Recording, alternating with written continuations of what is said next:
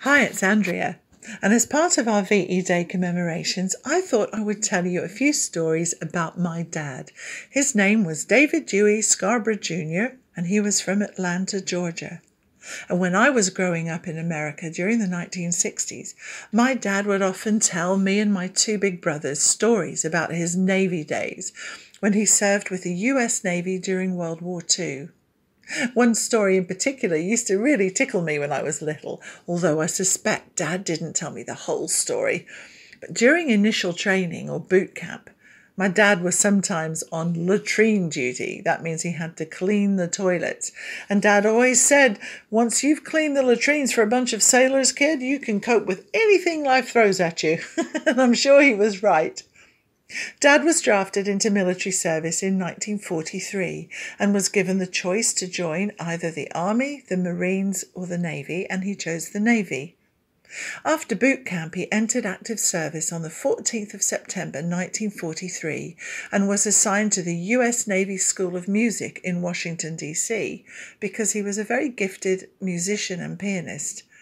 He also had to learn to play the tuba, and somewhere I have an old black and white photo of my dad, who was so young and skinny in those days, with this enormous heavy tuba on his shoulder. He used to say how hot and heavy it was to lug around with him.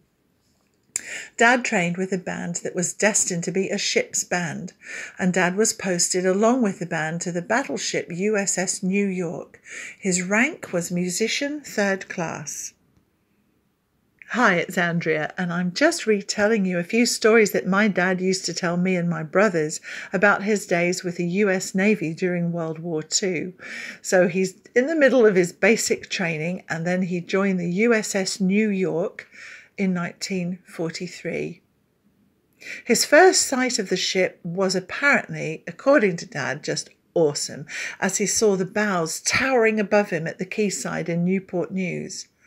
But unfortunately, his first experience on board was not so good. You see, Dad was very naive about the ways of a US Navy warship. And on his first night on board, he put his bedroll down on a deck where he was not allowed to go. Well, before long, a big bosun grabbed him by the collar, hauled Dad out of his sleeping bag and dragged him to the brig, threw him in there, locked the door, and poor Dad had to spend his first night in the brig. Oh dear. The New York was a tough ship by all accounts, and in the tradition of the battleship navy, new recruits were often given a bit of an embarrassing start to life on board ship. Dad recalled a few incidents. One funny one, which I always thought was funny when I was a child, was that some of the older sailors, the more experienced crew, would go into the bathroom, the latrines, where the seat was one long wooden row of seats with holes in it, and underneath that was running seawater. And apparently they would set fire to a wad of toilet roll and shove it down one of the holes. And you can imagine the outcome when the poor men, including my dad, went to sit down. Hi, it's Andrea, and I'm just recounting a few stories that my dad used to tell me and my brothers about his days with the US Navy during World War II. He was assigned to the USS battleship New York after his basic training. He was also a member of the ship's band. He was a very fine musician and pianist. Well, Dad's battle station on board the USS New York was a 5-inch turret where he learned to serve the guns. During the extensive training exercises in Chesapeake Bay, he was left with permanent hearing impairment, unfortunately, because in those days the sailors were issued with very scant protection for their hearing. And when they were manning these huge 14-inch guns or 5-inch guns, the crash of them inside the turret must have been tremendous. And Dad always said that he was given cotton wool to put in his ears as protection. But for the rest of his life, he had some hearing loss in one of his ears, which was a shame. However, Dad had many qualities that were admired on board ship. He was a very convivial guy, he was a great storyteller, and he also had long vision, which was very useful on board ship.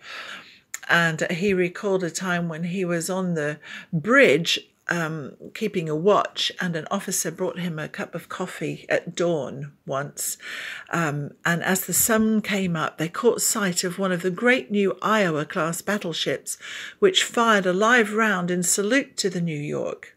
Dad never forgot the sight of that red-hot shell skimming over the waters of Chesapeake Bay. Well, the New York's program of training for gun training ended on the 10th of June 1944, and then she was sent on 3 trips to Trinidad. And Dad began his first experience of the open sea feeling very seasick. He used to say it took him a long time to find his sea legs. And what he did to get over it, apparently, was that 2 of the older members of the crew would hoik him, one under each armpit, and kind of run him down to the mess hall, give him black tea and dry bread, and then send him back to be sick over the side of the ship. And they did it over and over again until Dad could keep his food down. But when me and my brothers were growing up, one of Dad's favourite expressions in anything, to do with anything, was, kid, keep your eye on the horizon and you'll find your sea legs. And I always wondered what that meant when I was little. Hi, it's Andrea, and I'm telling you a few stories that my dad used to tell me and my brothers about his days with the US Navy during World War II. And at this point in the story, Dad has been training on the USS New York as a gunner. And then it was commissioned to go on 3 training exercises to Trinidad, where Dad first experienced the open sea and got used to being seasick. He conquered it and he found his sea legs. And he said that the voyages to Trinidad were mainly uneventful. He was on bridge to look out for U-boats most of the time. And at the end of the 3rd voyage, the New York was ordered to the Pacific to join the mighty Task Force 58 for operations against Iwo Jima and Okinawa.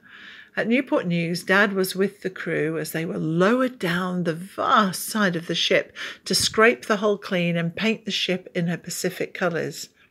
The New York sailed for San Pedro, California on the 21st of November 1944, but Dad was not on board.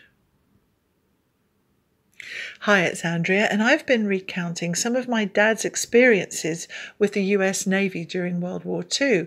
And at this point in my story, he was on a training ship.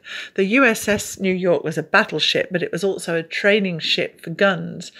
And he had been to Trinidad on 3 voyages where he learned to conquer his seasickness and find his sea legs. And then the ship was ordered to join Task Force 58 in the Pacific, but my dad was not allowed to go.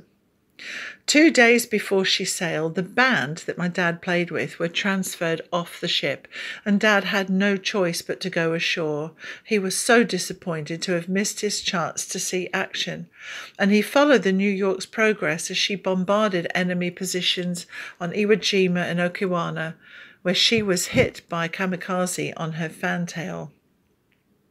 After leaving New York, Dad and the band went to Washington, D.C., and in December 1944, Dad used to love telling me this, he played with the ship's band on the lawn of the White House for President Roosevelt.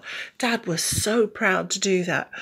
They played for the Christmas tree light switch on, which the president had ordered to boost national morale in spite of wartime blackout. After the ceremony, Dad said they went to a gala show in which a giant American flag was raised on the stage, revealing 100 marching piccolo players, while the band of the Marine Corps played the Stars and Stripes Forever. I can only imagine how proud my dad felt to play for President Roosevelt. Afterwards, Dad went on leave and returned to Georgia to spend Christmas with his parents. And boy, he used to love to tell this story. He was at Union Station and he nearly missed his train home because suddenly, in the crowd of people on the station, a big iron gate was slammed right in his face, right up against his nose by a military guard as General Eisenhower passed close by on the other side. Oh, Dad was so thrilled to see him. But then he had to run down the platform because he nearly missed his train. And he used to say that a soldier was standing on the very back of the train. He stretched out his arm and shouted to Dad. He said, "Come on, Navy. Come on, boy. Grab my hand. You can do it." And this soldier hauled my dad aboard the train, and he just made it home in time for Christmas. Hi, it's Andrea, and I've been regaling you, I hope, with a few stories that my dad used to tell me and my brothers about his Navy days with the US Navy during World War II. And he served from 1943 to 1946. And at the end of the war, Dad re-enlisted with the Navy when he was demobilised.